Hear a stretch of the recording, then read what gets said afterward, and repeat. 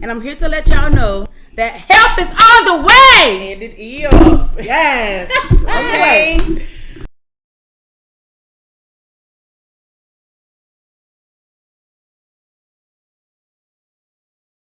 Dictionary defines it as a phenomenon where a generation of humans makes the same crippling decisions as the generation before them. And now, what do you ladies think about generational curses?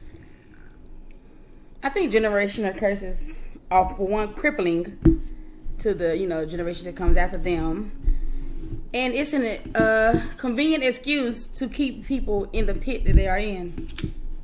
If that makes sense. Yeah, that's a word.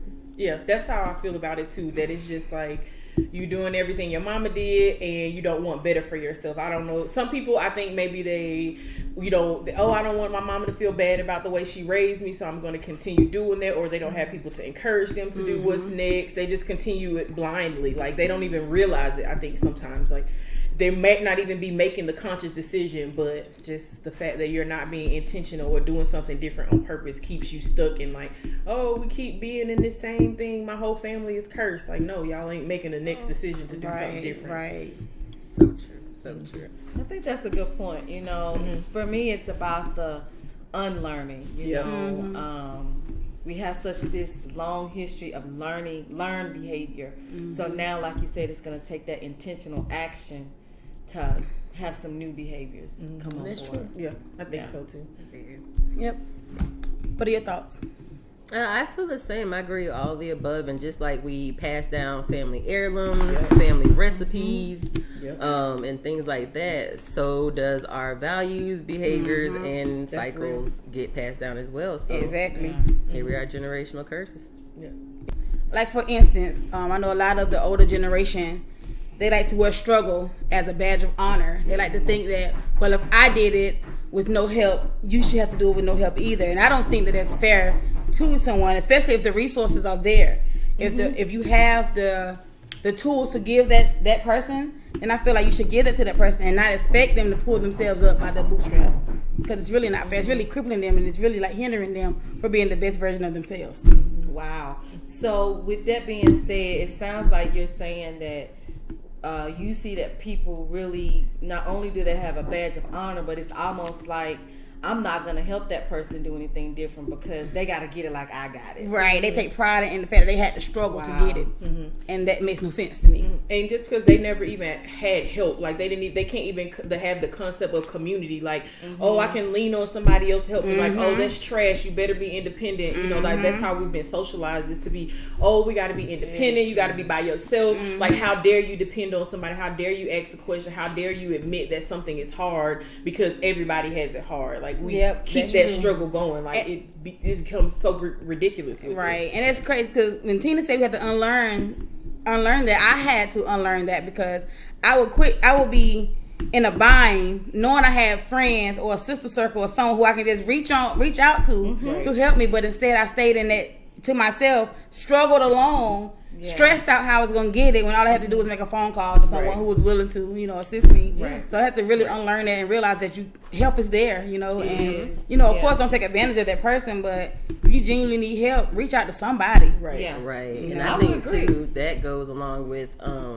being superwoman. Where you're supposed to hold down the fort. You should be doing this, that, and all these other tasks, like basically the job of like 30 people in one. And that superwoman thing is not real truth. Yeah, it's not. And then even thinking about like how that shows up every single day. All four of us, we are black women. This is how we, see ourselves. This is how the world sees us. And so that we have to think about how we internalize that idea of being superwoman. It becomes more than just like, oh, I think I'm superwoman. No, my job thinks I'm superwoman. My man think I'm superwoman. My kids think I'm superwoman. Like everybody assumes like that I'm superwoman instead of allowing you to have it. So again, breaking that generational curse of like, I'm not motherfucking superwoman. Exactly. I am a woman. Yes, I might be super, but that doesn't mean that I have to show up and burden myself. Like I don't have to be raggedy for nobody. I don't have to keep burning myself out. I don't have to be the mule of the world. Right. Like I don't have to be. I don't have to take on all of that because people perceive that. And so it's like that is a big thing that we have to break. Like being raggedy on purpose. Yeah. No. I mean, I think I work very hard at that now.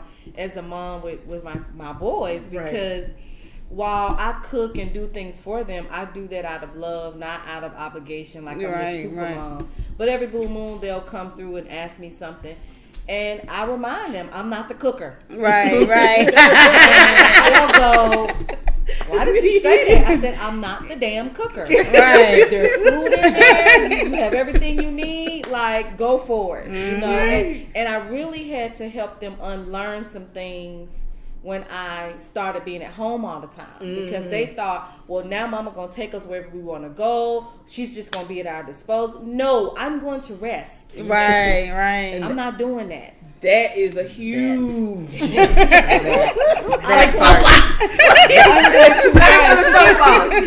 Like, if we don't rest, that is, again, look, Dr. Gail Parker, y'all know that's my favorite quote. Dr. Gail Parker, when in 2020, on that video, when she said, we don't have to work like a slave, that just like blew my mind. We don't. In my mind, because she was just like, black people are so used to working ourselves like slaves. We're so used to being tired. Like, the idea of peace doesn't even resonate. When you tell people have peace, they get upset. Like, I can't rest. Like, baby, like what? Like, what are you going to work for so hard for? Like, you don't have nothing to show for it except your anxiety and your depression. Yeah. Like, what else? Yeah, very true. Like, and they give themselves that unrealistic expectation that they have to do it all. You know, and then if you don't do it all, you're perceived as weak. Yeah. But you're not. You're strong. You can realize when you need that rest. Yes. And historical context shows us that they are used to using our bodies for work, and that we have to make an intentional decision to do something different. Exactly. Yeah. We got to change ourselves. Like, we can't wait on somebody to be like, oh, you know what? Sandra, we have been working you so raggedy, sis. Like, man, let's sit down. No one is coming to do that. No one is coming to save you. Exactly. You have to save yourself. You gotta save yourself, honey. All about saving yourself. And it's also about shifting your mindset. Yes. Ooh, you know, I had someone recently, they were deciding to leave their job because it was raggedy and they were treating them raggedy. And even though she jumped and took the leap to leave, she made the comment, well, I wonder what they're going to think about me. What? Girl, who cares? They have replaced you already, so they don't care. It's a done deal. Don't let me start. So what I said to her and what I like to say to people is, choose you. That part. Ain't nobody else gonna choose you but that you. part. Word. Okay. You better tell them they better grab all the Leo energy out of whatever part of your chart. Catch the Leo energy, baby. Like, stop it. Who cares about what they say about you, think about you?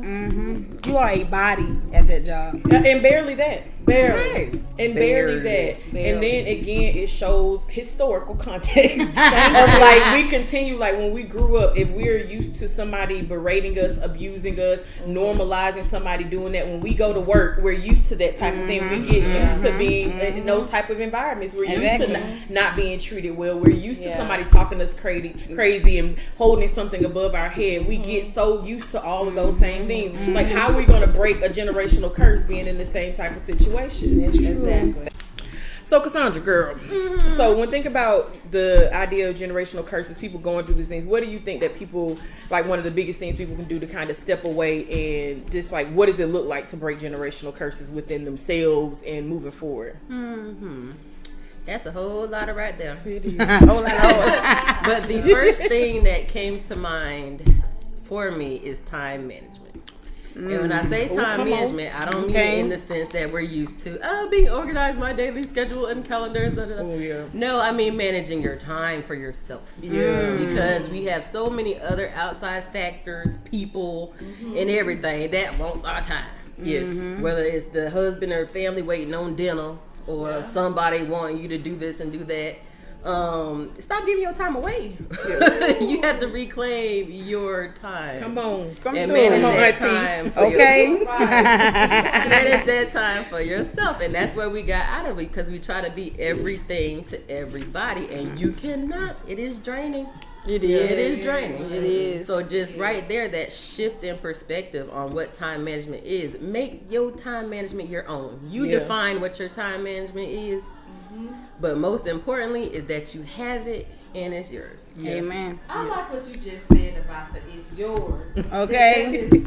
Because I can remember all the obligation, all of the that's the I word. can't even find the word I want to say, but just doing things out of obligation. Well, you know, we always go over there for the 4th of July. But what if that's not what I want to do? Okay. You know, like Every last one of them. all the things that, you know, puts that guilt on you. You know, it's like, well, if I don't go, I'm going to feel bad. And it's like, no, I like when you did that. That just is like, you take it back. So next time, Everybody stay with me now. Reclaiming my time. Let's take a moment. Let's do it again. I'm going to use both my hands. Okay, I gotta scoop it back in. Let's scoop it back in on them real quick. Let's do a scoop. Let's do a I don't even scoop. think people realize that they're Scoop giving it. all their time away. And even They're on autopilot. that is the one. That is the one. Because there's no intention. Like you are not doing anything on purpose. You are. So yeah, just like the idea of just the accountability, like no one wants that. We just want to be able to I don't know. Like I guess maybe it's really the idea of learned helplessness, because I think that's a big thing with the generational curses. Learned helplessness. Learned helplessness. So I think that is a part, because you know when we talk about trauma, all of those things show up in that space where we don't get to, we don't change it, so we don't make a decision. So we gotta heal, and it's not like it's not a cute Instagram like post like, oh my god, I'm healing and look at my bubble bath. Like when you still attracted to drama and trauma and toxicity, how can you be healing if that's what you're attracted to? Like you still engage in that type of behavior. Yeah, that bothers me.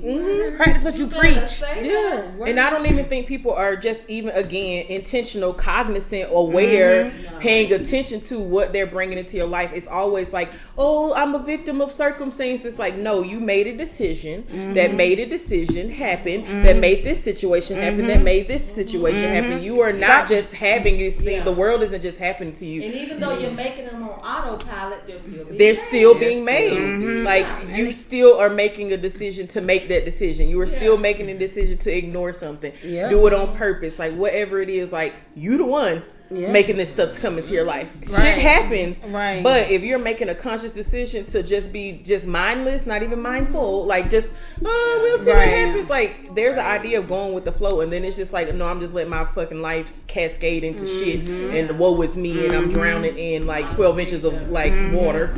And those excuses, all you doing is justifying being raggedy. Yeah. Right. Like, so stop it. Stop it. Right. Like that's the idea of that is where the breaking the generational curses is, because like you have to make the decision intentionally. Like you have to be like, oh, my mama used to cuss me out all the time. Maybe I should think about the way that I think about myself, because my mama told me I wasn't shit from like age 4 to 13. Then maybe that's why I think that about myself, and that's why and like that's why I'm so fearful of the world. My mom didn't do these experiences. My dad wasn't around to give me these experiences. My grandmama was rude. I wasn't fortified as a kid. Like nobody poured into me, nobody gave me that, and those are things that we continue to pretend like it doesn't affect us. Like you don't pop up at 18 and go, oh well, now I've got a new lease on life. Like no. Your early childhood experiences affect your life. Like you show up in the world in a very particular way because of the way that you've been socialized, and unless you make an intentional, on purpose decision to do something different, it continues to show up. Okay, that's it. Like ain't nothing else we can do about it. I like what Shonika had said about tools, because and it goes along with what you were talking about. Like we need to develop something new. You know, like if there's nothing in your toolkit, or if you don't have one, get one. You know, obtain some skills. Read some books. Read some books. Get around some people that are speaking a different language than you. Oh yeah. And if you don't understand it, ask questions. Yeah. What kind of tools do y'all think that people like easy stuff that people are like easily accessible? You know, for people to just start making changes. Number one, watching this video. Okay. And speaking of videos, I know I found myself like listening to affirmations. On YouTube, like 5-minute affirmations before I go to sleep, or meditating. Yeah. Just that's a tool that's really. Yep. Yes. You a know, lot. This whole notion, I don't have no money, and I'm gonna tell you one that I know we're supposed to be sticking to the tools, but I need for people to stop telling me they don't have time. Yeah. Because you got time for what you make time for. We do have time. And start slow. Yeah. Take that free tool, take those affirmations. 5 minutes. Yep. That's it. Literally. That's literally 5 minutes. You know? Like, pouring in yourself 5 minutes is a huge thing. Like, Every day. Cassandra recently sent me like a hypnosis track. Literally, I was like, Cassandra, something happened. Literally, what you said in the meditation. So I guess I need to do it. Like, being able to be open and try something different. Like, you gotta start affirming yourself because the outside world is not going to affirm you. No one is coming to save you. No one is coming to save you. Like, it is literally you. Like, start small, you know, like you said, the affirmation, you know, getting around different people, so you can be exposed to learn different things. Yes. Stepping outside of that raggedy norm, obligation, remove those things, get around some new people, make some new friends. Yes. And it becomes easier when you prioritize your peace. Ooh. Wait a minute. It becomes easier though when you prioritize your peace. When someone is jeopardizing that, your decision becomes easier to remove yourself from that person because I'm choosing peace first. Come on. Come again. So if you cost me my peace and my mental health, then you got to go. That is the part. What we're not gonna do. No. What you never gonna do. What I ain't got time for. Then that's what I don't got time for, okay? That's what I ain't got time for. Look. Listen. Because I can't, it's just the fathom like that people just expect your peace. People expect you to work yourself raggedy. People expect you to tax yourself. If people expect you to be burned out and then be like, oh girl, it's okay. Right. Oh, Right. And I'm not. And I don't want to. Refuse. Like the idea of us being depressed and anxious because of these jobs or these relationships that we're supposed to continue to be on, it's absurd. Like, it's absurd. Like, we just continue to be raggedy for people. We continue to do that, and we don't make a conscious decision. Like, this isn't breaking generational curses isn't some Instagram thing where I'm lighting a cool candle and I'm taking a bath. Like, no, baby, it's down in there. It's the shadow work. This is the shadow work. Right. Everybody wants to be rainbows and butterflies and all this and love and light, and I am all for that 100%. But also, you do. That is the shadow. That is. It's a lot of undoing that needs to be done. Come on.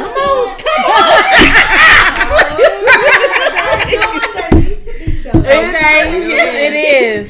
Undoing that needs to be done. That is the part. That is the unlearning. That is the real work, because we're always expecting to learn something different that's going to affirm whatever we know right now. That is a motherfucking lie. It is. Like when you learning, it is unlearning, because it's like, oh, I thought that was true. This is trash. Let me figure out what is true. You got to put in work. And you have. Oh yes, you got to put in work. You can't. Your grandma's tidbits from 1962 are lovely, but how do they apply to your life right now in 2021? And actually, are you living in the same existence that grandma lived? Grandma that's lovely, but do grandma know what she's talking about right now? Like, and don't. She may not in 2021. No, because stay with that cheating husband. Keep the family together. You know, I wish I would. I can even attest. My grandma now, 97. Wow. She'll say all the stuff that you women do today. She said, I don't see how you do it. You work all day long. You take care of your kids. You take care of these husbands. And she said, and she would say out loud, you know, that wasn't my role back then. I didn't have to do those things. She said, I commend you. I don't understand how you do that. Yeah. And I think, coming from a woman of that time frame, that's a pretty big leap to say that. But it's true. You know, she was on the farm. She didn't work outside the home. She took care of 7 kids. And that was her primary job. Yeah. And even for her to acknowledge, like, it's different now. Yeah. And I think that's what people have to do now. Is that I honor the idea of, ritual or things that we've learned from ancestors and brought on. But we also need to modernize them to a way that brings us to wholeness, because our ancestors have been grounded in struggle. They didn't get to do those things. Not all of them, because people are going to say things, right? So not all of them. But a lot of the way that we have been perceived in the world has been about us struggle. Right. Everything is our struggle. So what does Black liberation look like beyond the idea of us struggling? So we're working on our generational curses. Is it just going to be like, oh, I'm going to be struggling less, or no? Like, I want to get to freedom. I want to get to peace. I want to know joy, and not just I want to. We grew up in the hood, and now I want to move down the street from the hood. Like, okay, but what does it mean for your actual wholeness as you? Like, what is the freedom? How do you move in the world? What is your expectation of how people treat you? How you are? How do you think that people are supposed to love you? How is your job supposed to treat you? How's the point? Like, how do you perceive the world? And to me, that's the idea of actual peace, and not just, oh, look, I'm getting money now. Like, fam, that money ain't got you no freedom, because you over here raggedy and using drugs and miserable about your life about that, instead of actually being like, let me work on whatever that shadow is, and that's bringing me some actual, turmoil, instead of just, that's true. We get money now. Okay. But you're still broken. Come on, son. You get money though. You ain't broke, but you're broken. But you're broken. Right. What would you say for people that really don't even have an awareness that they're stuck? Come on, Shonika. I know you got what you do for those people? Because I think it's a lot of us. We know. We know we fucked up. Yeah. But we just like, don't know what to do. So I don't know what to do with it. Right. What if you don't know? What do you do? I don't know. This probably isn't the video for them. I genuinely think that, because to me, at some point, if you don't even have that level of awareness, then I don't know how to wake somebody up to that level of awareness. Besides, like, maybe you do see this video, or maybe you see other videos that we make, and you see like, oh, that does sound like my life, and this is something tangible I can do, or like, I gotta do something. Like, the first thing is that realizing, like, I'm doing something and it ain't working, or I'm miserable, and me just taking my medications from my doctor isn't helping me feel any better. My mental health is still suffering, and I'm living this miserable everyday life. Like, your anxiety pills isn't gonna make the misery go away. You know what I mean? Like, at all. But yeah, and that's so true. Having that awareness is important, but also you ain't nothing gonna change unless you have the desire to change. True. And that desire and that fire is what helps you to be motivated to make those action steps. And like we said, it doesn't have to be anything grand. It doesn't. It's just the little steps. Yeah. That will help make a whole lot of difference. How you talk to people, how you respond to people, how you notice. Like, are you always on the defense when somebody's asking to help you? Like, you say, oh, I don't have anybody that can help me. I don't have anybody. My family doesn't do anything for me. They're not there for me. And then when somebody shows up to be that person for you, are you defensive? Do you show out? Also, perfect example. That is so very common. When you are feeling these type of ways, and somebody asks you, somebody close to you, say, how you doing? Oh, I'm fine. I'm okay. It's okay to not be okay. It is okay to not be okay. And it's okay to find that one or two people that you can say that to. Yeah, but you gotta be open to build trust. Because you keep saying, oh, I always open myself to people. No, baby, who are you opening yourself to? Sometimes our wounds let in people that are not good for us, and so although they come to us very close and quickly, and it feels amazing, but is that the best person for us? No. Could they see something that we couldn't see, and then go in through that wound? Like, there's an opening that allows these people in. Some people can pick off the weaknesses that you have, and you keep right on attracting this type of foolishness. Like, why do I keep attracting these type of guys? Because you haven't healed what you're attracted to. Wait. Say that again. You haven't healed what you're attracted to, because if that's all you know, how you gonna get a non-toxic partner? And that's all you see. Like, if that's all you, and that's all you like, like, that is genuinely all you like. if you meet a Mr. Nice guy, Mr. Nice girl, whoever, you meet somebody and they literally are being everything that you claim you want, and then you can't receive it, you're being rude to them, you're still doing dirt to them, whatever it is, then like leave them alone. Like go heal. You're not ready. Exactly. And this novelty that we're supposed to get in these raggedy relationships and our partner is supposed to save us, no one's coming to save you. Right. We're just always imagining that somebody is coming to save us. Look, I'm coming and it ain't. Exactly. Like I've never understood that. I do, but I'm going to be quiet. Let's be the next episode. I don't want to go there on the first video. On the first video. I'm just going to say that there's also a historical concept. Let me write that down. Very much. Right, there's also a historical concept that somebody's coming to save us, and so then we're just waiting. And I think that's a huge... waiting to be whole. No, I'm not. And I'm not waiting on nobody to make me whole.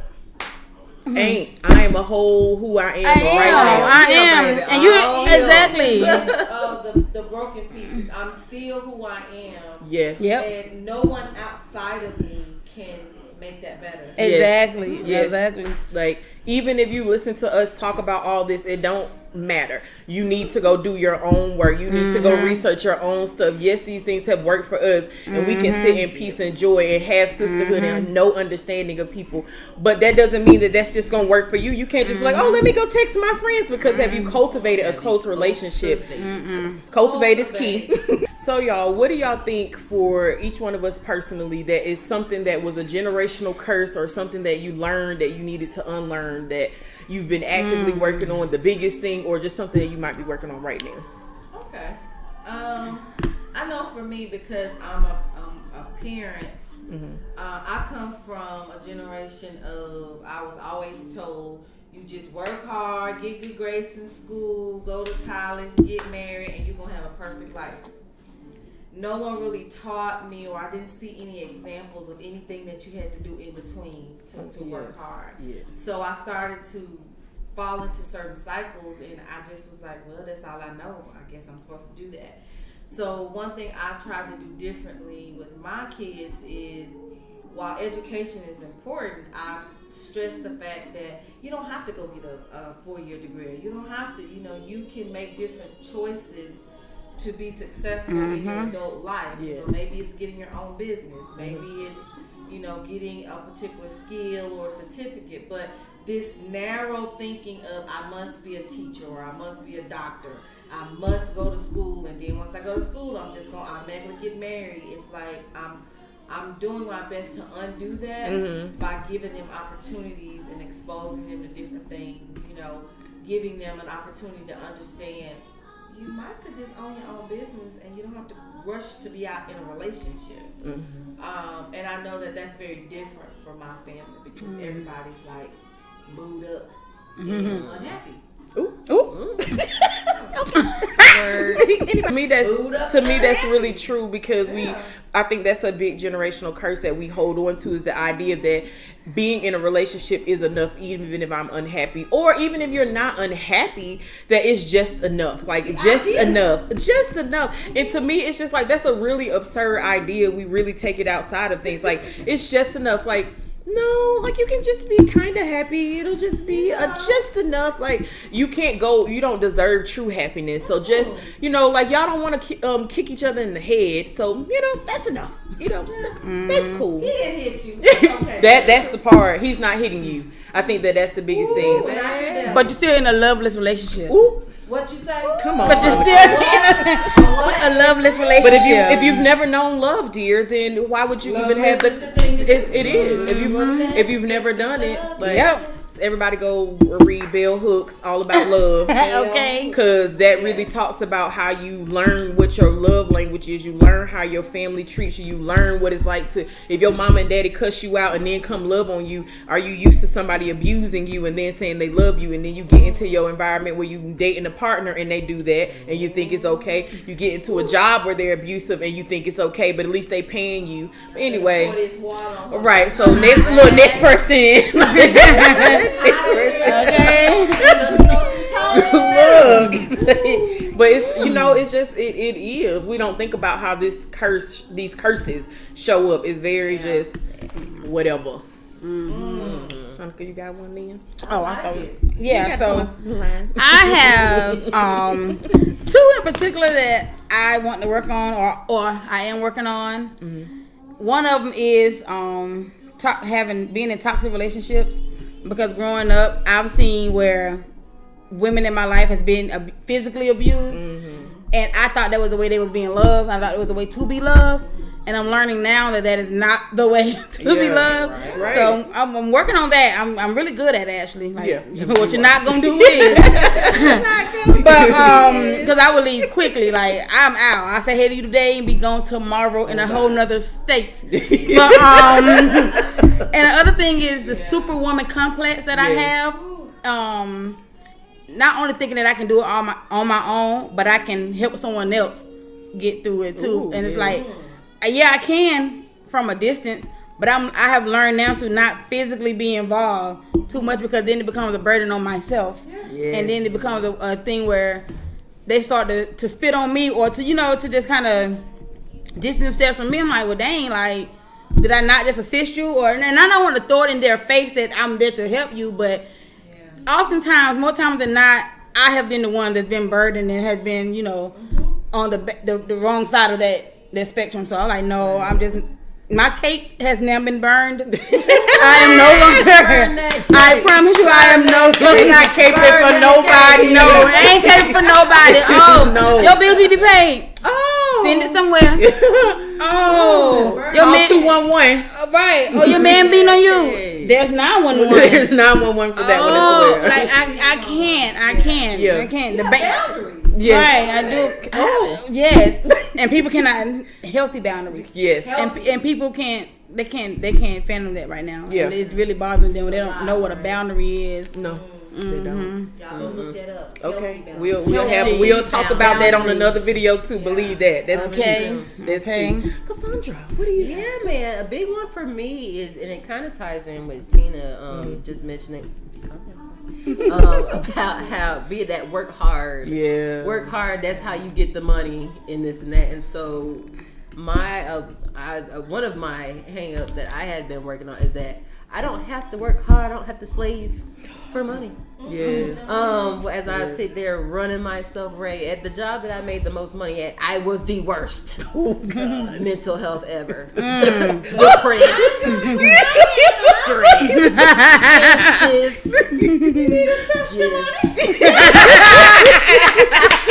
Go on,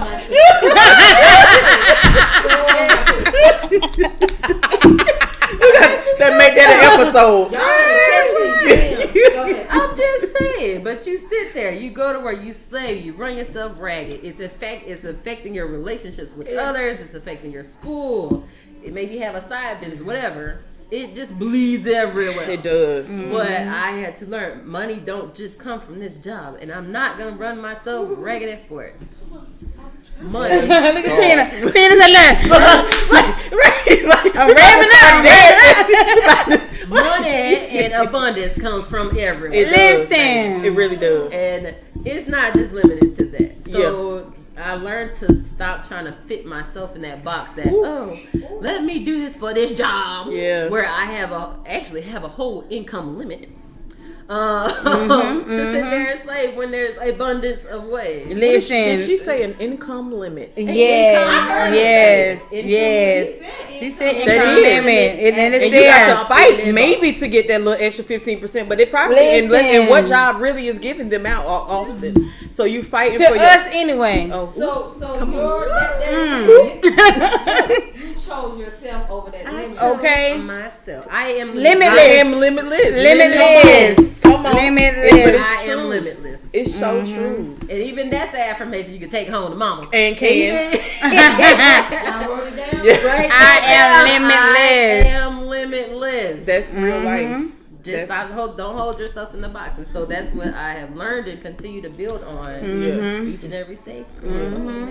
And so for me, I think it's a combination of what everybody said. Honestly, I think the biggest. I can't even say the biggest because it feels like it's just like a quad of like just what y'all said. Honestly, because for me, it is setting the healthy boundaries and then noticing where that shows up everywhere. Because you know, like I'm Virgo, and Virgo is gonna be like, oh, we finna do everything. We know how to plan everything. We can cape, like we can cape everybody. We can save everybody. Like I know how this. I can like that is. I'm good at that. And so like just because I'm good at it doesn't mean that I have to wear myself out about it. And so that has made me think about it. Even in relationships, what does that look like? Am I, because I'm caping for folks, am I drawing in somebody that's codependent that's caping, right? Or am I pulling in a narcissist thinking like, oh, look at them, they're unwell. So look, you ain't got to date with one Ted Bundy to get Listen. for me anyway. Listen. So you know what I mean? Okay. And so to me, it's just like being able to be clear and being so aware of myself that I get to be intentional, that